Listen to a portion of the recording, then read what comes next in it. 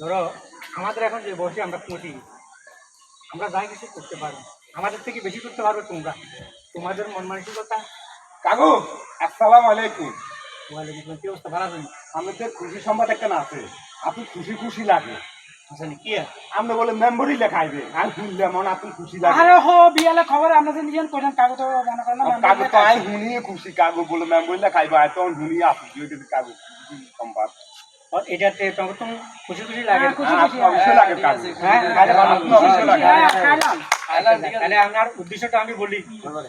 সর্বপ্রথম হইলো আমাদের এলাকাতে 8 থেকে 10 জন মেম্বার ইলে প্রতিদ্বন্দ্বিতা করে। আমি চিন্তা করলাম যদি আমার এলাকাতে যদি 1000 ভোট হয়, তো 10 জন যদি প্রার্থী হয় 440 400 ভোট, ঠিক আছে। আমি হিসেব করছি আমার ফ্যামিলির সদস্য আছে 81 জন, কথা বুঝবেন, ঠিক আছে। তো তার ভিতরে ভোটারে আছে 60 জন।